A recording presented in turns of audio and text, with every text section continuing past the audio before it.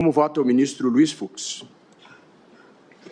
Senhor presidente, saudando Vossa Excelência, o ilustre Procurador-Geral da República, nosso decano, o ministro Gilmar Mendes, que está aqui no vídeo, a ministra decana, Carmen Lúcia, eminentes pares, seus advogados que assumiram a tribuna, advogados presentes, estudantes.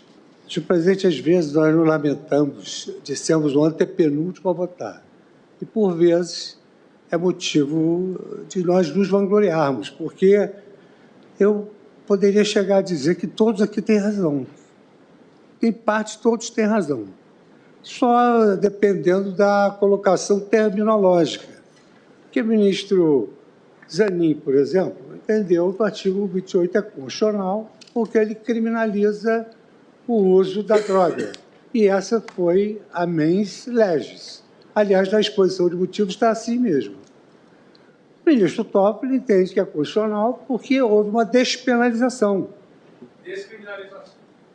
Uma descriminalização. Não, então. Descriminalização. Não, mas fala assim despenalização, porque também. Não, descriminalização. Penas... Despenalização é uma coisa, descriminalização. Não, sem dúvida, mas Vossa Excelência fala em descriminalização. Descriminalização. E despenalização daquelas sanções típicas dos crimes. Sim, descriminalização não é crime. Não é crime. Não tem efeito criminal. Então, eu estou dizendo que todos têm razão. Acho que Vossa Excelência não vai querer uma reformar sem pés, né? Todos têm razão. Senhor presidente, mas, de toda maneira, acho que todos nós e a sociedade espera de nós um debate tolerante, uma troca de ideias, e eu acho que todos nós temos aqui a acrescentar. Então, eu vou pedir vênia, porque eu também me dediquei a esse tema, fiquei para penúltimo, como deveria ser, quem tem que fechar esse julgamento é a nossa decana, muito embora Vossa Excelência também já tenha se pronunciado à saciedade, mas, de toda maneira, eu me sinto no dever de ofício de manter aqui alguns compromissos, não só com a minha consciência, mas também com tudo aquilo que eu pronunciei no dia que eu tomei posse como presidente do Supremo Tribunal Federal.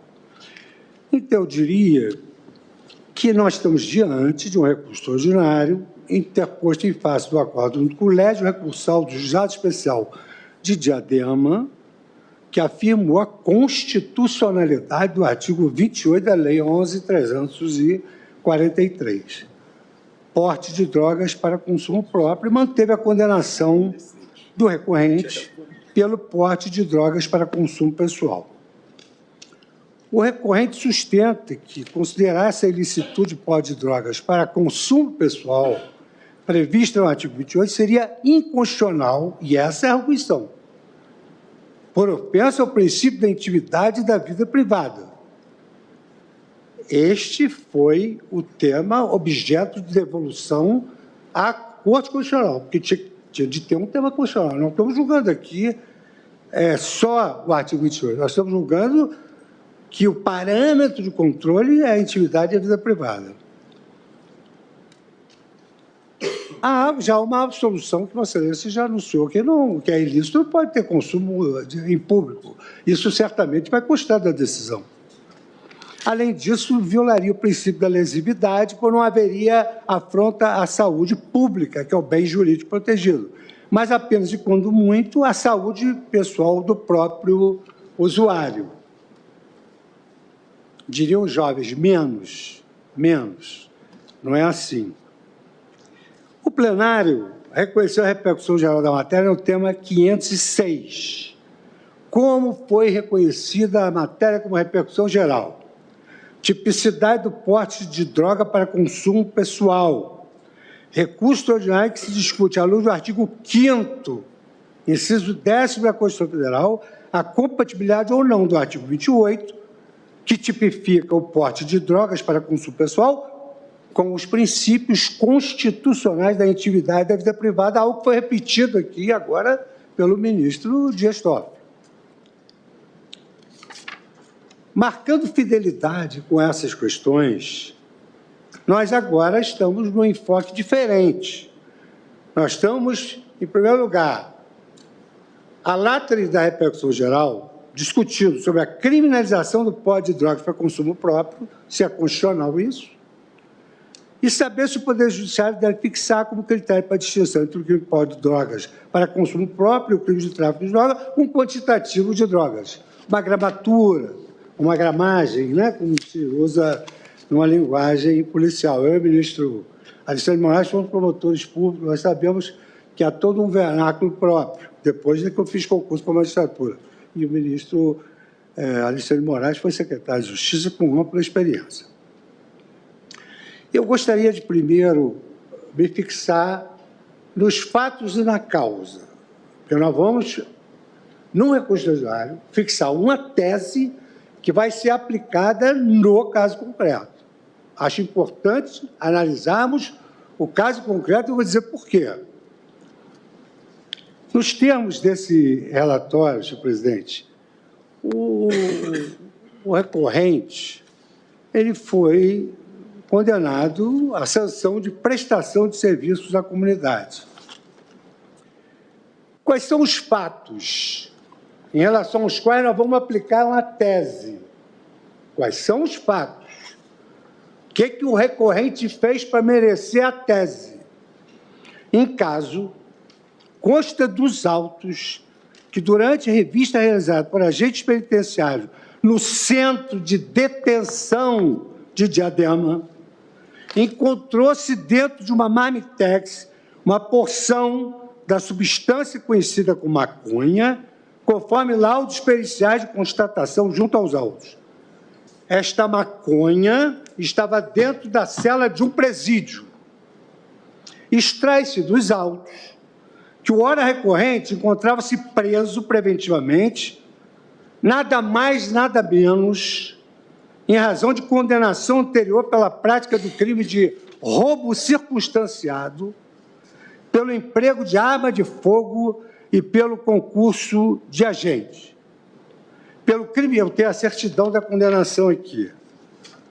Sentença em 3 de novembro de 2009, com fundamento nos artigos 157, roubo qualificado por emprego de arma de fogo com concurso de agente, 304 do Código Penal e 297 do Código Penal.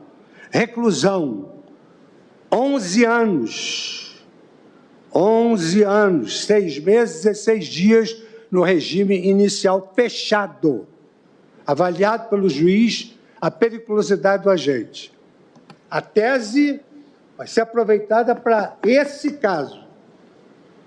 Durante a revista, o recorrente assumiu que a droga encontrada pelos agentes na cela era de sua propriedade, razão pela qual ele foi instado a ouvir o termo lavrado circunstanciado da ocorrência pela prática do ilícito definido pelo artigo 28 do 11 da Lei 11.343 de 2016, vindo a ser imposta a sanção de prestação de serviço à comunidade.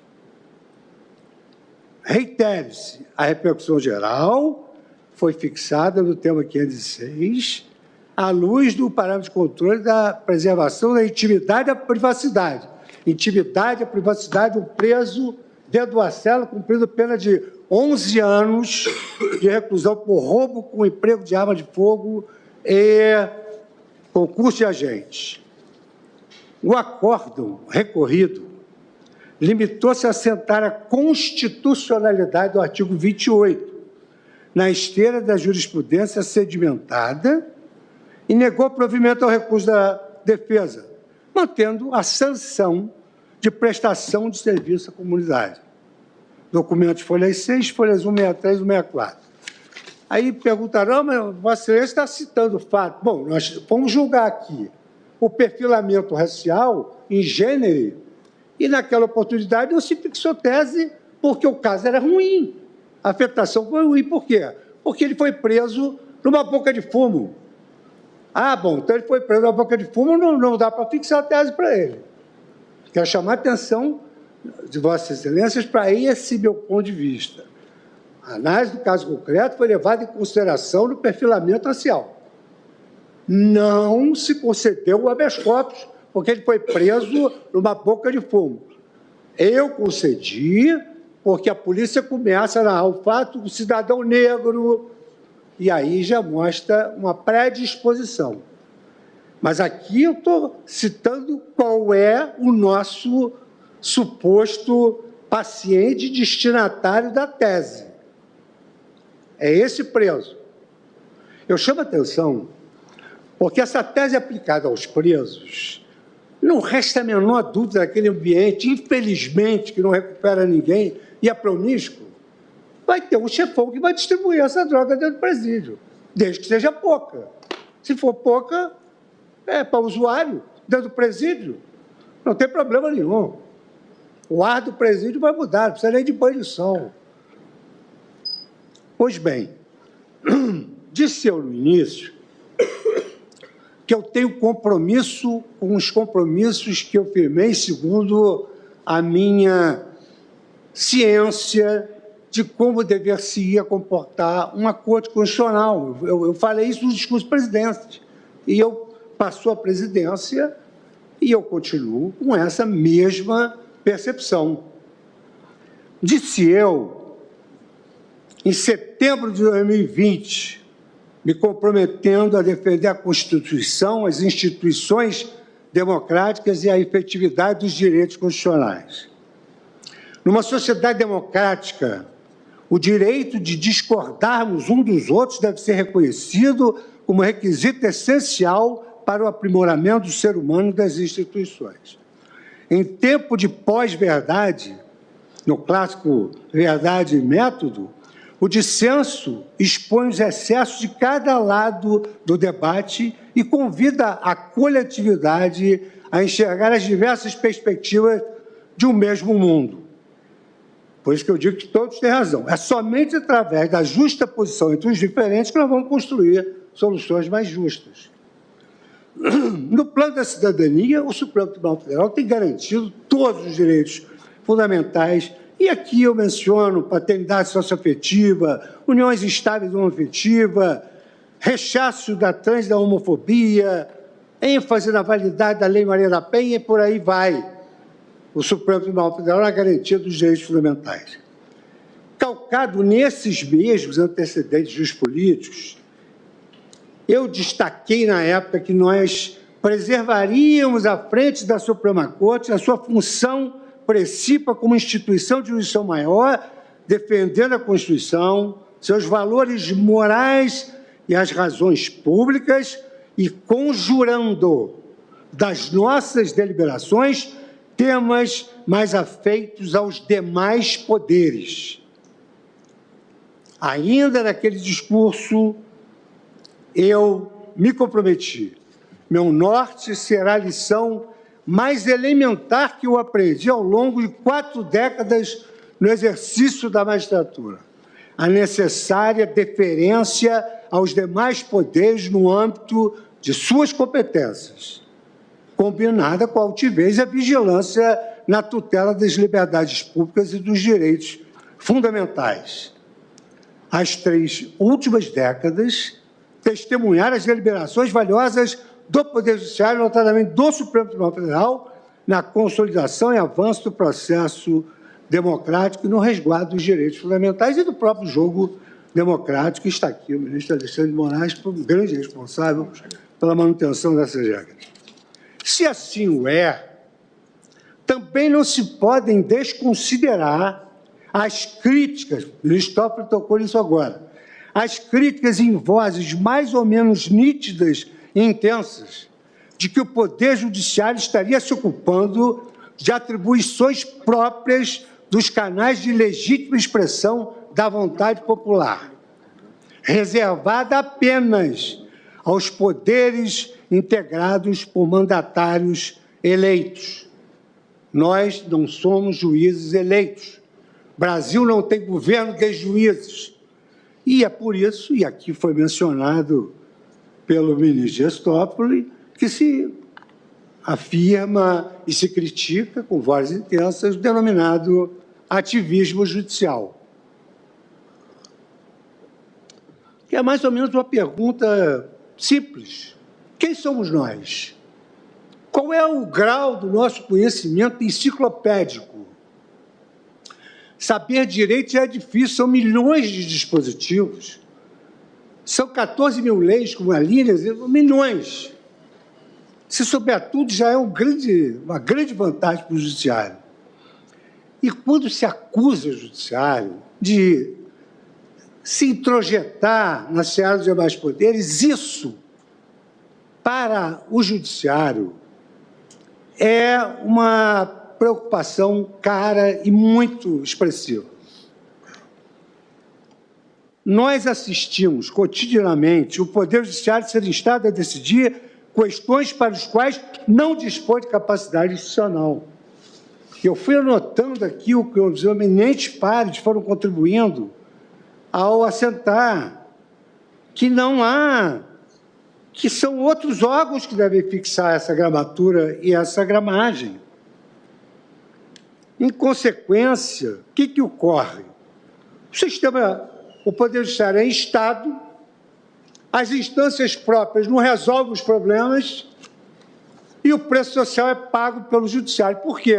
Porque nós não somos juízes eleitos, nós não devemos satisfação a eleitor. Então, manda para o Poder Judiciário.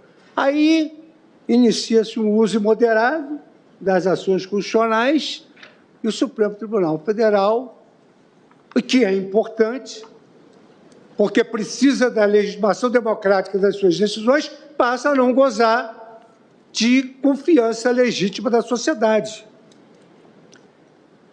E eu sempre digo, nós não temos de fazer pesquisa de opinião pública. Não, nós temos que aferir o sentimento constitucional do povo. Quanto mais as nossas decisões se aproximam do sentimento, não é opinião passageira, do sentimento constitucional do povo, mais efetividade terão as nossas decisões e as direções que as nossas soluções indicam. Essa prática, anoto aqui, tem exposto o Poder Judiciário, em especial o Supremo Tribunal Federal, a um protagonismo deletério, corroendo a credibilidade dos tribunais quando decidem questões permeadas por desacordos morais que deveriam ser decididas na arena política. É lá que tem que ser decidido.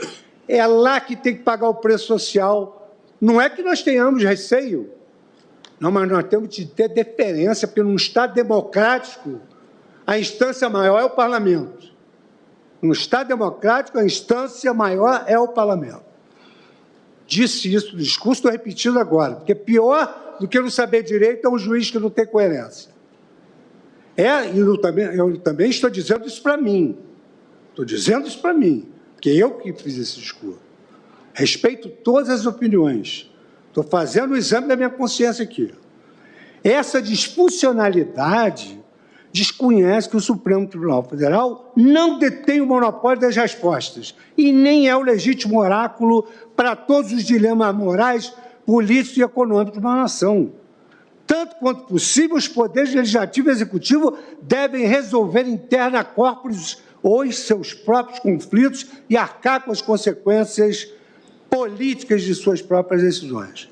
Aos nossos olhos, o judiciário deve atuar movido pela virtude passiva, devolvendo à arena política administrativa os temas que não lhe competem à luz da Constituição. Mas, quando excepcionalmente assumir esse protagonismo, o judiciário poderá, em lugar de intervir verticalmente, atuar como catalisador e indutor do processo político-democrático, emitindo incentivos de atuação e coordenação recíproca às instituições e aos atores políticos. Isso foi dito aqui, nessa egrégia corte, e eu me aproveitei de tudo quanto foi dito. Isto aqui foi dito em setembro de 2020, eu assumi a presidência. Isto aqui está sendo repetido em 2024, desta tribuna, por mim, que firmei esse compromisso. Constitucionalidade do artigo 28.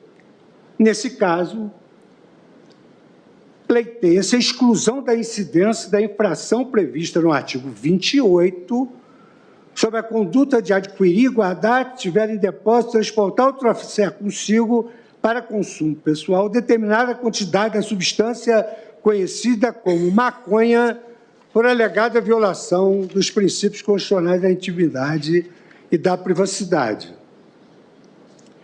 Para decidir esse recurso extraordinário, depois de anotar tudo quanto os eminentes pares trouxeram brilhantemente em seus votos, inclusive essa pesquisa magnífica que o ministro Alexandre de Moraes fez, eu procurei estabelecer 3 enfoques. O primeiro, a questão do controle de constitucionalidade de normas de situação de razoável dissenso moral e científico. Então, é inegável que a sociedade ela está dividida, quando muito, de senso moral, e é verdade que a ciência também tem posição firme em relação ao uso da maconha, da cannabis sativa. E eu faço esse primeiro enfoque, considerar as competências constitucionalmente atribuídas a cada um dos poderes, bem como as capacidades institucionais de órgãos técnicos científicos como a Anvisa, agência reguladora dessa temática no Brasil. Em segundo lugar, eu vou suscitar a instigante questão da autocontenção e da deferência ao legislador no tema subjúdice, considerando basicamente 2 aspectos que eu também colhi aqui dos votos brilhantes de todos os integrantes da Corte. Primeiro, no direito comparado, os modelos paradigma de liberação do consumo e da venda da maconha, indicados como exemplos para o mundo, e que todos eles foram desenvolvidos pelos respectivos órgãos legislativos. Segundo lugar, no Brasil, vou abordar a questão sob o ângulo de que, aqui, o legislador despenalizou o consumo das drogas, prevendo como consequência as medidas não punitivas, com escopo de educação, proteção à saúde e sob o ângulo da segurança pública, da saúde pública. E o terceiro ponto concernente às considerações a respeito. Isso é importantíssimo, no meu modo de ver. As considerações a respeito da liberação do consumo, sem previamente regularizar, organizar todo o sistema, considerando que a venda de drogas é controlada por grandes organizações criminosas, dedicadas ao narcotráfico no Brasil. Estabelecidas essas premissas, eu considerei o caso concreto, no qual se trata de posse de droga no interior do estabelecimento prisional. Então, em primeiro lugar, eu trato da necessidade de autocontenção de respeito às capacidades institucionais. E aqui eu trago as lições dos doutos sobre essa necessidade de deferência ao legislativo, a questão da incapacidade institucional das cortes, não submetidas ao escrutínio das urnas, e o excepcionalíssimo poder de sobrepor a sua interpretação da Constituição sobre aquela promanada dos poderes políticos eleitos, diante exatamente das disposições constitucionais dotadas de alto grau de abstração em determinação vagueira. Então, a discussão de fundo, ela potencializa essa questão. É que, no caso, essa questão genérica da constitucionalidade do artigo 28, isso revela um amplo dissenso moral no seio da sociedade. Isso é uma questão, digamos assim, atestável. Isso não é uma opinião própria, isso é algo que pode ser atestado. Tanto assim que, ao longo de todos esses anos, não se chegou a um consenso mínimo, nem mesmo entre os experts, quanto às vantagens políticas, econômicas e sociais dessa desconfiguração do ilícito. Trata-se, com efeito, de uma questão que demanda definição de políticas públicas, tudo o que foi dito aqui, de caráter interdisciplinar e interdepartamental, e não de uma mera verificação da adequação entre a norma e a Constituição Federal. Não é isso, é muito mais que isso. No caso, parte considerável da sociedade brasileira, especialmente aqueles que vivem em regiões dominadas pelo tráfico, e aqui eu queria pedir todas as vênias possíveis. Não se pode estigmatizar uma camada da população como sendo a maior parte dos usuários, a maior parte dos consumidores de droga. Não é bem assim. Não é bem assim. Um secretário de segurança disse que o bairro chique do Brasil brilhava à noite. Não era na favela, não. Não concordo com isso de dizer que a lei só se aplica a afrodescendentes e a pessoas pobres. Não é isso, não. A lei é para todos.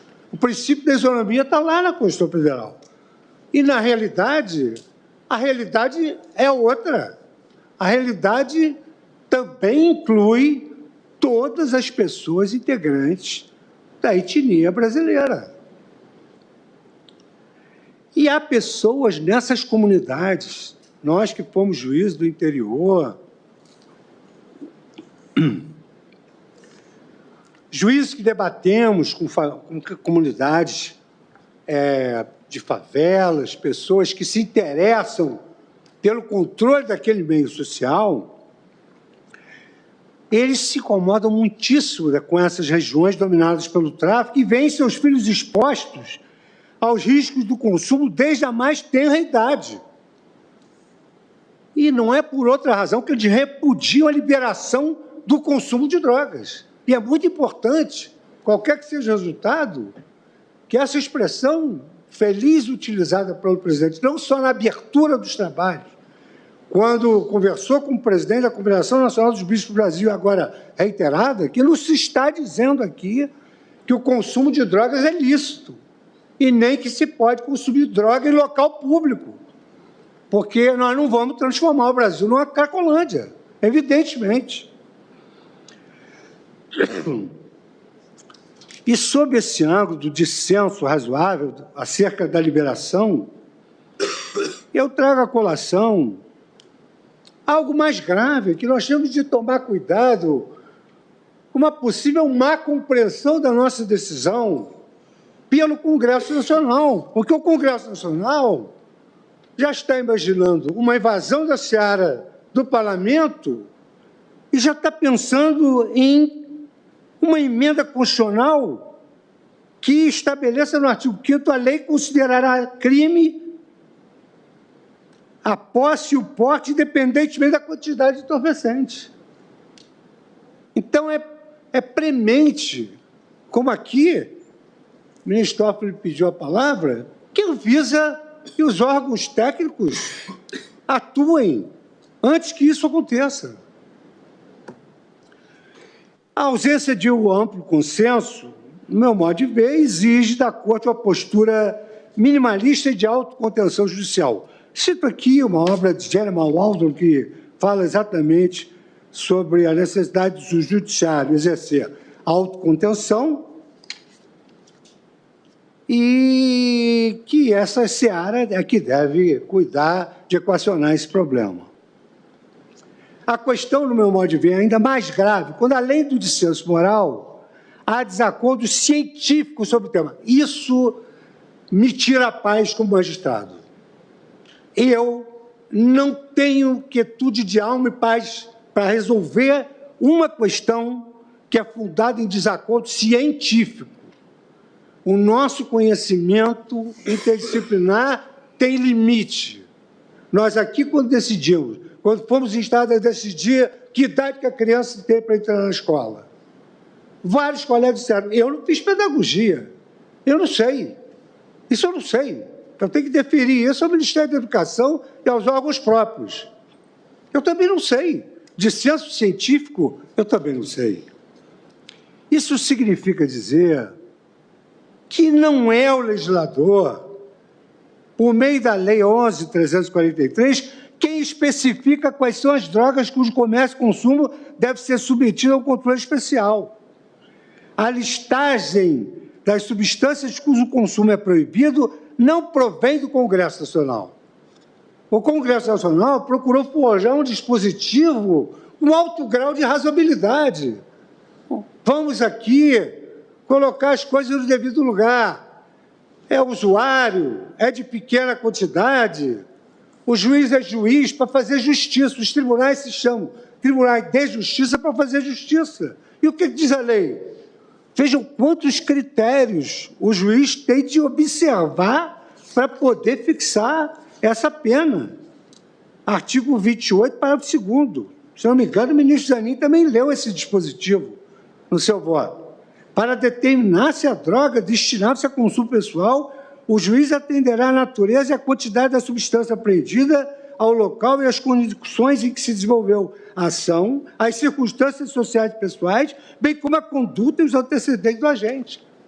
E o ministro Alexandre Moraes, no seu voto, citou circunstâncias objetivas, citou o fato se for preso com a balança, mas às vezes não é preso com a balança, às vezes é preso sem balança, mas é traficante.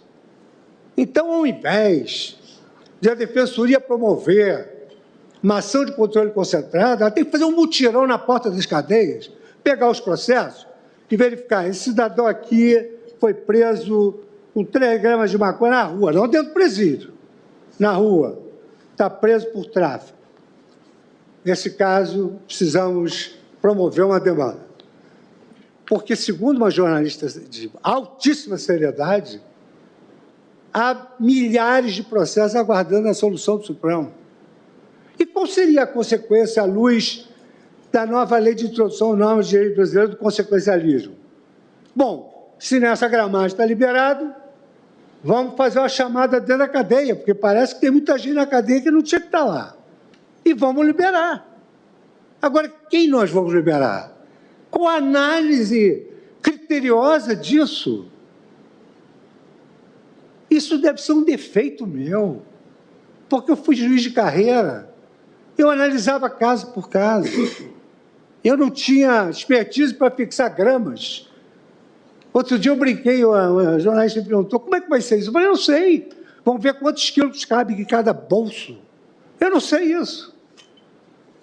Então, o artigo 28, e ele é norma penal em branco, realmente, ele tipifica a conduta de comprar drogas para consumo próprio sem autorização, porque é autorizada a compra de drogas para diversas doenças, a cannabis medicinal. Eu tenho aqui a disposição da Anvisa, vou ler rápido, mas todos tiveram o direito de expor as suas opiniões, eu peço vênia, com toda a vênia necessária, mas com a minha maneira enfática de decidir. Então, sem autorização ou em desacordo com determinação legal ou regulamentar, nós estamos diante, como já se disse aqui, de um ilícito. E compete à Anvisa, órgão técnico especializado em saúde pública, a exclusão ou inclusão de substâncias entorpecentes da norma regulamentadora consubstanciada na portaria 344. Eu pasmo diante dessa inércia que foi aqui noticiada nos votos, dessa provocação justa que foi anunciada nos votos, dessa omissão, dessa inércia da Anvisa, lembrando quão célere foi ela, que nos auxiliou na época da pandemia. O Conselho Nacional de Justiça, para casos de medicamentos, ele tem uma mão estendida para os juízes que podem obter uma resposta para saber se aquele remédio é necessário ou não. O Conselho Nacional de Justiça, ele tem uma consulta feita em 24 horas ao IBAMA para saber sobre questões relativas ao meio ambiente para o juiz sentenciar. E nós precisamos da Anvisa para decidir isso, porque isso tem uma consequência muito grave. E no exercício dessa atribuição, a Anvisa frequentemente atualiza a lista de substâncias submetidas ao controle especial pela classe médica. Dessas substâncias constam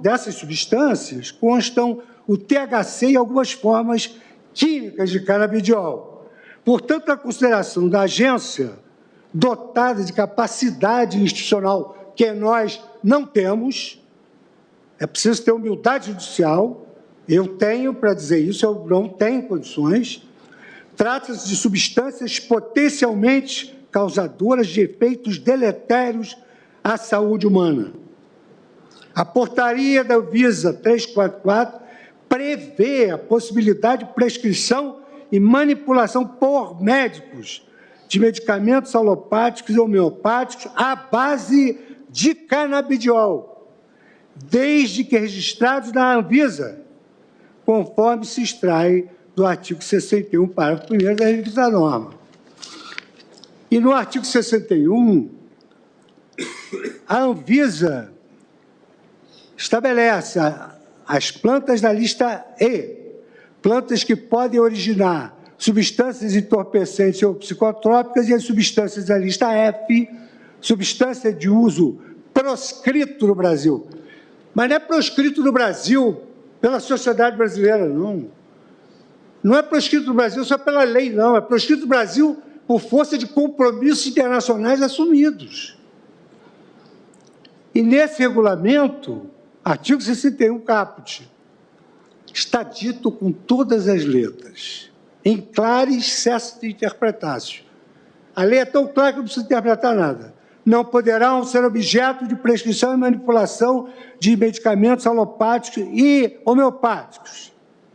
As plantas da lista E, ou E, excetuam-se do disposto no caput, a prescrição de medicamentos registrados na Anvisa que contém a sua composição a planta Cannabis SP, incluindo o THC.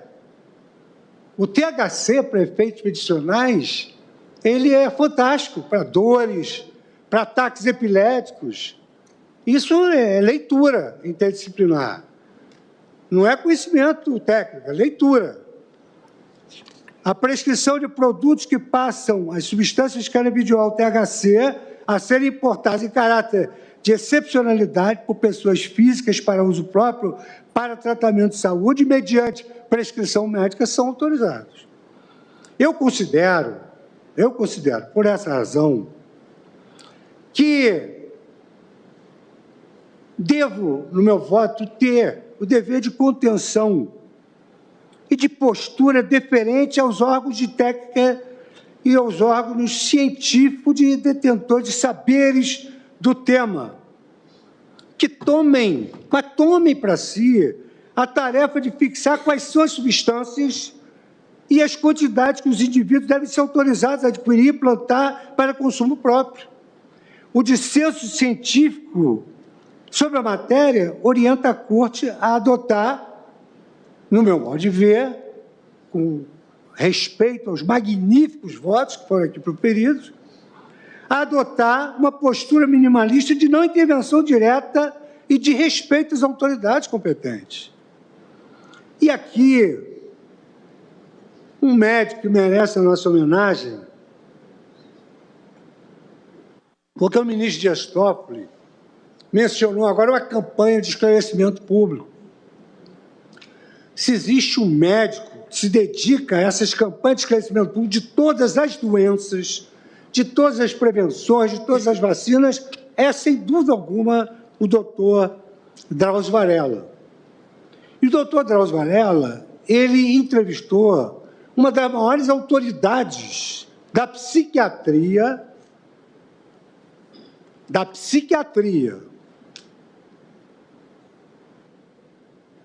professor Ricardo Laranjeira, acerca da maconha. Vejam o tipo de dúvida que se lança na mente do magistrado. O uso compulsivo hoje é maior do que era há 20, 30 anos. E, de acordo com as evidências, quanto mais cedo o indivíduo começa a usá-la, maior é a possibilidade de tornar-se dependente. Considerando-se garotos e garotas de 12, 13 anos, e às vezes até mais novos, estão usando maconha atualmente e o problema se agrava. Além disso, isso dito por um psicanalista que é especialista do tema, e eu volto à pergunta: quem somos nós?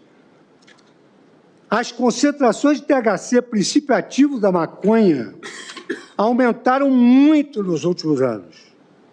Na década de 1960, andavam por volta de 0,5%, 0,5%, e agora alcançam 5%. Portanto, a maconha de hoje é 10 vezes mais potente do que era naquela época. Vou considerar aquela época Woodstock. Não é da idade de muitos aqui, mas é da minha época. O Woodstock, 0,5% era um festival, faça amor, não faça guerra, e era essa quantidade que se fumava. Hoje, isso aumentou o potencial da droga e diminuiu a faixa etária de utilização. Uma das escolas mais prestigiadas do Brasil, quiçá do mundo, é a Escola Paulista de Medicina. Diante desses dados, quanto à potência da droga e a idade do uso, a Escola Paulista de Medicina sentiu a necessidade de mostrar um ambulatório só para atender os usuários de maconha. E é uma lista de espera, composta por adolescentes e jovens adultos desmotivados que fumam 6, 7 baseados por dia e não conseguem fazer outra coisa na vida. Isso não acontecia quando a concentração de THC era menor. Esse psiquiatra acrescenta ainda que tem sido frequente a necessidade de tratamento de jovens usuários da maconha, que são os denominados nem trabalham, nem estudam. Mas é culpa deles? Não. São dependentes. Diz o psiquiatra, estão completamente desmotivados. É o que se chama de síndrome amotivacional. O nome é muito feio, mas é importante e muito pertinente. Além disso, o psiquiatra assenta que uma relação complexa entre maconha e doenças mentais, como psicose e depressão, estão intimamente ligados. E eu, juiz, lendo isso, tendo de decidir isso com esse nível de dissenso científico. Essa afetação da saúde mental tem sido confirmada por diversos estudos, um deles recentemente publicado em Nova York e divulgado pela mesma Folha de São Paulo, segundo o qual 21% das pessoas no estudo tinham algum grau de transtorno por consumo de cannabis, que os médicos caracterizam genericamente como um consumo problemático de maconha que provoca uma variedade de sintomas, como problemas sociais e ocupacionais recorrentes, indicando incapacidade e perturbação. Alguns dizem, mas o álcool? Ah, mas esse... Bom, vamos nivelar por baixo? Então, vamos nivelar por baixo. Então, pode tudo e mais alguma coisa bem nociva à saúde. Mas não vamos nivelar por baixo. Eu vou nivelar pelo grau de responsabilidade que eu tenho. Eu estou enfrentando essa questão. Quando vierem outras, eu vou também estudar cientificamente o que elas compreendem. Faço aqui uma análise de direito comparado e o direito brasileiro e digo que essas análises merecem a consideração da Academia Jurídica, do Poder Legislativo e das autoridades competentes para resolver essa questão. As experiências estrangeiras, todas elas, revelam tratar-se de tema extremamente complexo. Isso aqui ninguém negou.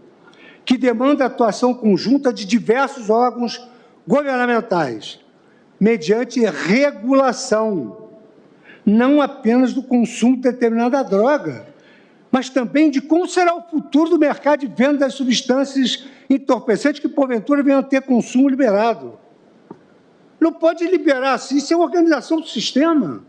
Quem é que vai vender a droga? São os narcotraficantes, é evidente, isso vai ficar na mão do traficante. E dentro da cadeia? Dentro da cadeia vai ter um chefão lá, que vai distribuir 3 gramas na cela 1, 2, 3. Tem o depoimento aqui do professor, do médico Drauzio Varela, que, entrevistado sobre o Carandiru, ele narrou um quadro sem retoques, miserável, dizendo quantos baseados os presos procuravam forjar para fumar, que ali, completamente desmotivados. E no direito comparado, tanto quanto eu pude pesquisar com respeito de todos os votos em contrários, a liberação do consumo se deu pelos poderes legislativos, por realizar ampla regulação de toda a cadeia. Parece até sofismático. Pode usar, mas não pode portar. Mas como é que usa sem portar? Cai da onde para botar na boca? Nesse sentido, por exemplo, em relação ao legislativo, recentemente, 23 de fevereiro de 2024, o Bundestag, Poder Legislativo da Alemanha, fevereiro de 2024, aprovou uma lei que legaliza, aprovou uma lei que legaliza parcialmente a venda, o cultivo e o consumo de uma quantidade determinada de maconha para maiores de 18 anos. Foi previsto uma vacatio legis, exatamente para permitir a regulação do mercado e a atuação do órgão regulador. Por esta lei, haverá permissão de cultivo e consumo exclusivamente para as pessoas cadastradas como membros dos chamados clubes de maconha, cada qual a ser integrado por no máximo 500 adultos para fins de controle. E aí você vai saber que é o usuário e que é o traficante.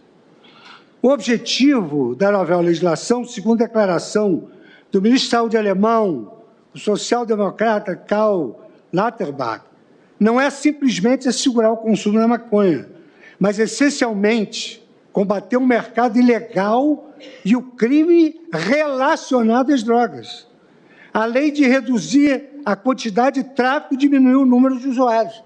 Já imaginaram a disputa para a titularidade desse negócio? Da mesma maneira, nos Estados Unidos, alguns estados-membros, por meio de seus respectivos órgãos legislativos, representativos, portanto, da decisão majoritária dos cidadãos, promoveram a liberação regulada tanto da venda quanto do consumo recreativo e ou medicinal do canabidiol. Foram fixadas regras para a definição dos locais em que a venda e o consumo são permitidos. O ministro Alexandre daí evita essa questão de surpreender na denominada biqueira, na expressão paulista. No Uruguai, o legislador regulou toda a cadeia do cultivo, produção, distribuição e venda da maconha ao consumidor final, mediante controle do governo, exigindo o prévio cadastramento. Portanto, o redesenho, ministro, Vossa Excelência tem razão, ele efetivamente é um redesenho de políticas públicas, de drogas, nos mais diversos países, e que tem sido realizados não pelo judiciário, mas pelo legislativo.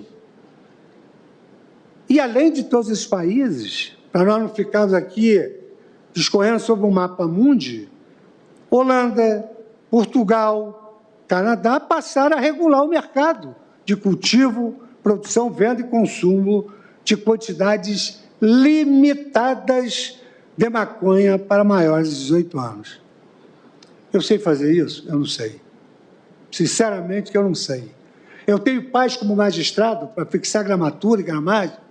Tenho. Eu tenho de analisar o artigo 28, se ele excedeu os limites. Mas é tudo quanto nós podemos analisar. No meu modo de ver, respeitadas todas as opiniões em contrário.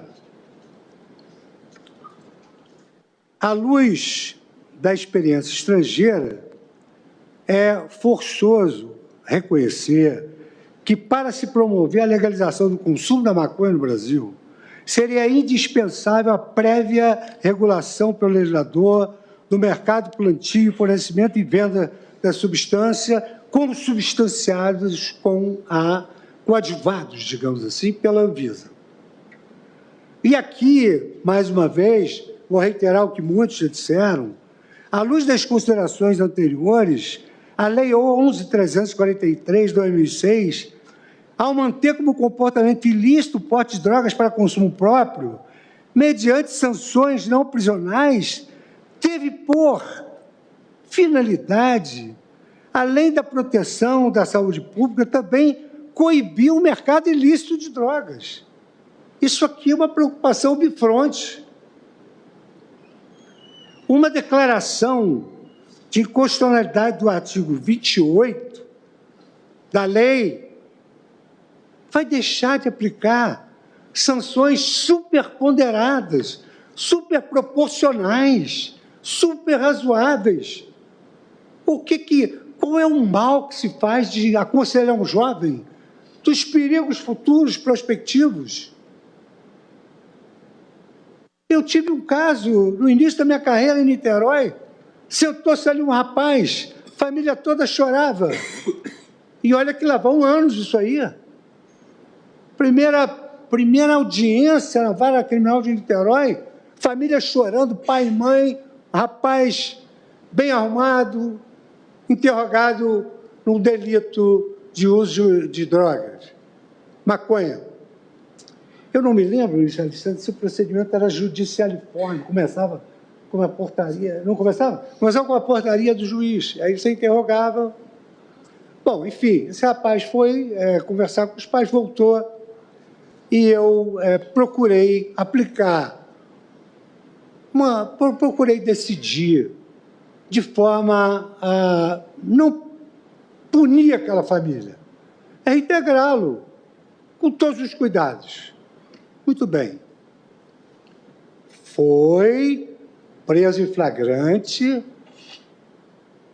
família abastada, fora desse perfil que aqui se anunciou, e ele foi embora. Benjamin, anos atrás, eu estava fazendo uma palestra, não me lembro se era em Campinas. Ministro Alexandre, ministro André, ministra Carmen, ministro Barroso. Se as coisas acontecem na vida da gente, a gente dá uma decisão, não sabe nem onde vai parar. Se dirigiu a mim um homem de uns 50 e tantos anos e disse para mim: ministro Fux, o senhor lembra de mim? Não lembrava dele. Não vou lembrar anos e anos e anos depois. E estava de barba. Estava de barba. Ele falou: senhor, eu sou médico aqui. E eu queria agradecer ao senhor pelo fato de o senhor ter ponderado naquela oportunidade que eu deveria abandonar o uso da droga e o desgosto que eu estava causando à minha família. Eu quero dizer o seguinte: cada família é cada família, cada pessoa tem as suas especificidades. Mas, se é verdade que a ciência está dizendo isso, eu, como magistrado, eu não tenho tranquilidade de decidir algo assim, sem convicção científica, sem regulamentar a cadeia de produção e distribuição e sem a prévia atuação do legislador na regulação. Eu vou juntar o voto e assento a essas questões de que sem regulação prévia pelo legislador, pela Anvisa, não há paz na mente do magistrado para decidir isso, pelo menos diante das minhas eventuais limitações, que não são de consciência. São limitações que eu, às vezes, não estou enxergando como é que se pode fazer isso sem a ciência. Então, o razoável dissenso moral, social e científico sobre o tema, a ausente violação da Constituição, porque acho que aqui fez-se uma solução sob medida. O legislador foi artesão da solução desse caso. Ele foi artesão da solução. Vejam, olha aqui, olha o que o legislador fez. A advertência sobre os efeitos das drogas. Qual o gravame é nisso? Prestação de serviço à comunidade.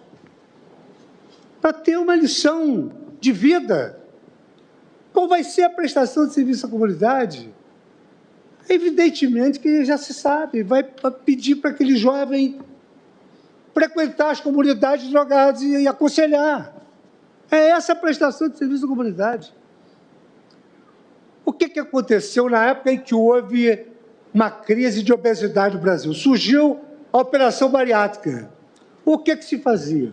Se pegava uma pessoa jovem, operada, que perdera quase meia centena de quilos, ou mais até de centenas de quilos, e levava-se essa pessoa a centros onde havia pessoas obesas. O que se faz com relação ao alcoólatra? Há um instituto em que as pessoas que se liberaram do álcool vão lá e isso é prestação de serviço à comunidade. Isso aí está convergente com a promessa do nosso ideário, que é a nossa Constituição. De sorte que aplicar, em primeiro lugar, eu entendo que nós devemos fazer aquela distinção. O recurso extraordinário tem uma objetivação e tem o julgamento do caso concreto. No caso concreto, se aplicar uma tese dessa para um detento condenado a 11 anos por roubo qualificado, com emprego de arma de fogo e concurso de agentes, e a vítima não resistiu, porque se resistisse seria morte, seria latrocínio. Aplicar isso aqui é criar um novo ambiente catastrófico nas prisões. Ninguém duvida que haverá um chefão do tráfico em cada ala do presídio. Então, leva, na subjetivação, leva o provimento ao recurso extraordinário. Por outro lado, à luz de todas essas premissas, que eu vou juntar o voto, à luz de todas essas premissas, eu relembro que a Lei 11.343 prevê no artigo 48 que são aplicáveis subsidiariamente as regras do Código de Processo Penal e da Lei de Execução Penal a todos os ilícitos nela previstos, atribuindo aos juizados especiais criminais, justiça simples, informal, a competência para processo de julgamento dessas condutas, vedada a prisão em flagrante. O legislador não poderia ter sido mais coerente com os princípios, com a humanidade que deve nortear a tarefa de todos os agentes públicos, políticos e do judiciário. Caridade justa e justiça caridosa. De sorte, senhor presidente, eu vou juntar o voto e justifico, por fim, a minha preocupação quanto à aplicação da tese no caso concreto da prisão, na subjetivação, que o doutor Drauzio, e até um documentário, tem uma passagem importante sobre o Carandiru. Dizia no Carandiru, minha experiência mostra que há quem fume um baseado a cada 30 minutos. 30 minutos. Uma droga que exija tal frequência de consumo não pode ser considerada leve. Não é verdade. Em sua resposta, o psiquiatra afirmou, infelizmente, não existem drogas leves, se produzir estímulo no sistema de recompensa cerebral. Em geral, as pessoas perguntam, mas se a droga dá prazer, qual é o problema? O problema é que ela não mexe apenas na área do prazer. Ela mexe também em outras áreas e o cérebro fica alterado. A droga perverte o repertório de busca de prazer e empobrece a pessoa. Comer, conversar, estabelecer relacionamentos afetivos, trabalhar, são fontes de prazer que valorizamos, mas não são fontes imediatas. No ambulatório da Escola Paulista de Medicina, que atende usuários de maconha, há 2 grupos distintos. Um que é constituído por jovens que perderam todo o interesse por qualquer coisa. E o outro grupo que é formado por pessoas nas quais se estabelece um nexo de causalidade inquestionável entre maconha, doenças mentais como psicose e depressão. E não se sabe se a maconha produz a doença mental, mas o que se sabe é que ela piora os sistemas de qualquer uma delas, seja ansiedade ou esquizofrenia. Senhor presidente, eu peço vênia ao colegiado pela extensão do meu voto, pela minha dificuldade de superar o dissenso científico, pela dificuldade de superar essa visão realista de que, sem regulação, sem atuação do Poder Legislativo, a liberação do uso da maconha vai trazer muito mais problemas do que a solução. Se é assim, a Defensoria Pública vá a todos os presídios, peça os processos, veja se houve condenação excessiva e vai liberando seus presos.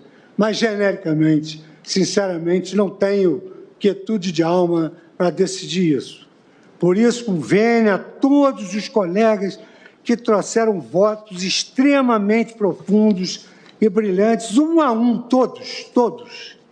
Eu peço vênia para considerar constitucional o artigo 28 por todas essas premissas que eu estabeleci, também firmando a minha incapacidade de fixar qualquer tipo de gramagem ou gramatura como quero. Nego provimento ao recurso, senhor presidente, com essas observações. Muito obrigado, ministro Luiz Fux, que defendeu com grande categoria e qualidade e profundidade uma posição divergente, mas extremamente respeitável e compreensível nessa matéria tão delicada. Apenas registro, nós não estamos liberando, nós estamos tentando disciplinar a ilicitude de uma forma específica, mas a posição de Vossa Excelência é muito compreensível, porque, como disse, essa é uma matéria divisiva em todo o mundo, e não é fácil, e não por outra razão, nós estamos há anos tentando amadurecer.